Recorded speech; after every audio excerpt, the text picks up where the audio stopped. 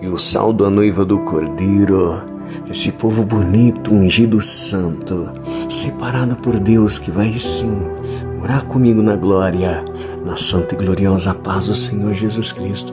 Amém, igreja? Amém, minha bênção divina? Amém, minhas bênçãos do céu? Como é que você está hoje? Na santa e gloriosa paz do nosso Senhor e Salvador Jesus Cristo? Eu sei que você já está sentindo a presença dele aí, né? Ele que é um profeta de verdade, que é um juiz, um apóstolo, né? É cheio da presença, é cheio do poder de Deus. Jesus estendeu a mão aos apóstolos e deu-lhes poder. Amém? Então, o evangelho sem poder não é evangelho, tá? Então, tem que ter o poder de Deus. Muitos andam menosprezando, né? De forma pejorativa, tirando esse poder, essa virtude, essa qualificação importantíssima para o sobrenatural acontecer, né? Porque se não tem poder sobrenatural, não tem poder no mundo espiritual, como poderá fazer então os milagres? Como poderá? Sem a presença, sem a vocação, sem o chamado. Então muito é o inimigo, né, irmãos, que distorce todas as verdades e mentiras, né? Então são pessoas que muitas vezes não têm nem essa chamada, mas utilizam esses artifícios, supostamente, né, sendo ali usados por Deus para ganhar benefícios, para manipular as massas, para ficar no uba-uba, tá entendendo? Eu não estou dizendo que todo mundo é assim não, tá? Tem pessoas que realmente têm uma vocação, têm uma chamada, mas não têm o poder de Deus. Não tem o poder de Deus, não tem a virtude e não tem a capacitação para coisas sobrenaturais, poderosas para a glória de Deus. Agora, aquele que tem, esse o tem. E esse é mais do que claro que tem a vocação, que tem a chamada, que foi levantado por Jesus Cristo, levantado por Deus Pai, levantado pelo Espírito de Deus, e está cheio do Espírito de Deus. Então esse aí você começa a respeitar, tá? Que isso aí é o mais certeza absoluta, que ele tem Deus na vida. Cuidado para não blasfemar contra o Espírito Santo de Deus. Porque a doutrina vai dizer, Jesus nos ensina isso. Ele vai dizer, blasfemar contra Deus Pai tem perdão. Blasfemar contra o Filho, que é Ele, o Deus Filho, Jesus Cristo, tem perdão. Blasfemar contra o Espírito Santo de Deus não tem perdão. Então, seja, com esses ensinamentos deturbados, as pessoas podem e blasfemam contra o Espírito de Deus. E aí acabou. Aí não dá para... João, ele diz, filhinhos, não pequeis, mas se todavia você pecar, temos Jesus Cristo, o justo. Olha isso, que nos purifica, nos lapida de todo pecado. Tem vários textos falando que Deus nos perdoa do pecado e tudo. Tem vários textos aí. Porque nós somos pecadores ou não? Somos pecadores. Vamos ser gente honesta aqui, gente sincera. A gente está aqui buscando a santidade e a santificação, claro que é. Como está escrito, e segue a paz com todos e a santificação, sem a qual ninguém verás a Deus. Porque a fé sem as obras, ela é morta. Tem que ter santidade, santificação, tem que ter vigilância. Você vai aqui, ó. Mais cedo ou tarde a gente acaba fraquejando na guerra. A gente peca, a gente erra assim. Peca às vezes no pensar, peca no falar, peca no olhar, ou peca às vezes no agir. Claro que isso é perfeitamente natural. Da natureza caída nossa, humana, entende? Só que nós que prezamos pela palavra de Deus, que o amamos extremamente, que Ele está acima de todos nós, colocamos o que então?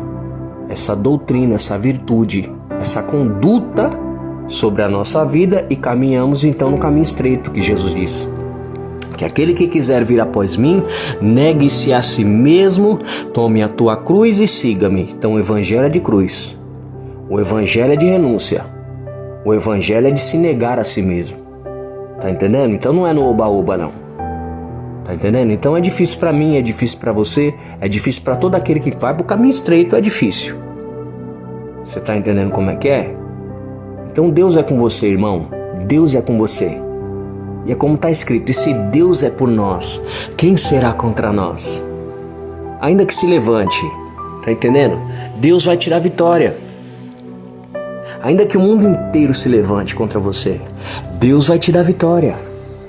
Ainda que todos os povos, nações e reinos se levantem contra você, Deus vai te dar vitória. Tá entendendo como é que é? Porque se Ele prometeu, Ele é fiel para cumprir. Senão o homem poderia paralisar a ação de Deus. Senão o inferno e o diabo poderia impedir o Senhor de ser Deus e reinar. Porque Ele é monarca, Ele reina para todo sempre. Jesus é Rei dos reis e Senhor dos senhores. Santo, santo, santo, santo é o Senhor Jesus Cristo. E Ele está lá em cima, num alto, muito alto e sublime trono. E reina para sempre, de forma que todos nós estamos debaixo dos seus pés.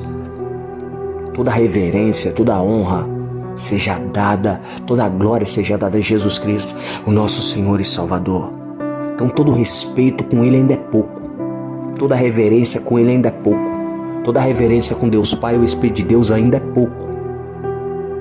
Tá entendendo como é que é? Tem gente que perdeu o respeito. Tem gente que não respeita mais profeta, não respeita apóstolo, não respeita juiz, não respeita os ministérios, não respeita ninguém. E eu vou te provar na Bíblia aqui que gente que faz isso se desgraça. Entenda bem, se você for um levantado como Moisés, como Arão, e está fazendo coisas nobres, você não está com interesse escuso, maléfico, diabólico, demoníaco, maquiavélico, né? Manipulador, para poder, né, ali como um narcisista, chegar nos seus objetivos escusos.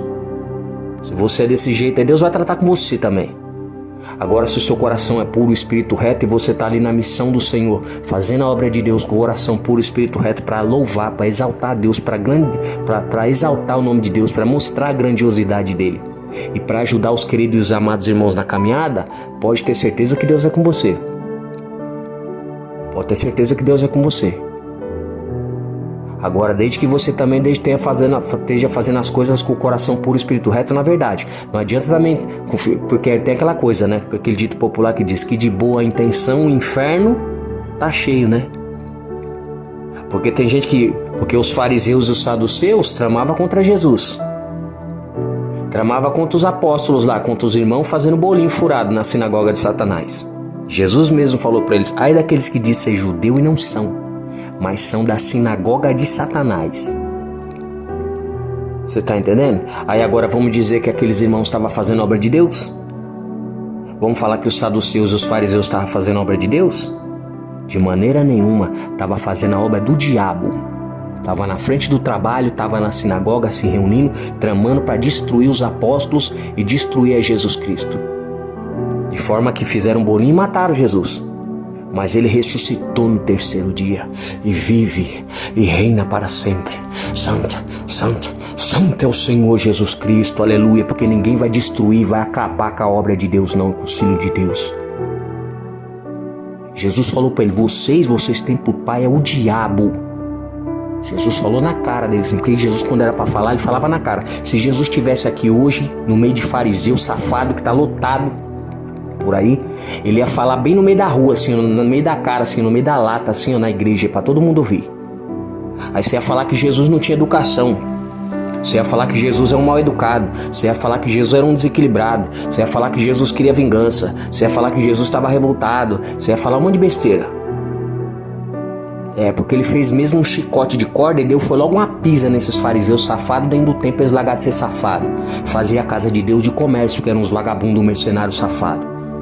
Porque tinha um sacrifício de expiação do pecado, ele colocava os pombos, o cordeiro, o boi, os animais, tudo mais caro lá para eles ficarem ganhando dinheiro em cima do pecado dos irmãos que estavam sofrendo. Dando golpe nos irmãos dentro da casa de Deus. Jesus era zeloso pelas coisas de Deus, pela palavra de Deus, então ele ficava indignado, revoltado com aquilo ali. Por isso que fala lá: Jesus, você é tão bom. Ele falou: eu bom? Eu não sou bom não. Bom é Deus que está lá no céu. Se nem Jesus foi bom quando estava aqui, eu vou ser bom? Eu vou ser justo que nem Jesus Cristo. Vou ser correto, fazendo as coisas assim, com ordem e com decência. Vou ser misericordioso, mas tudo na vida tem limite. Jesus provou isso aí, que tudo na vida tem limite. Tem gente que vai para lá de Bagdá e depois vai pagar por isso. Pode ter certeza que vai pagar por isso.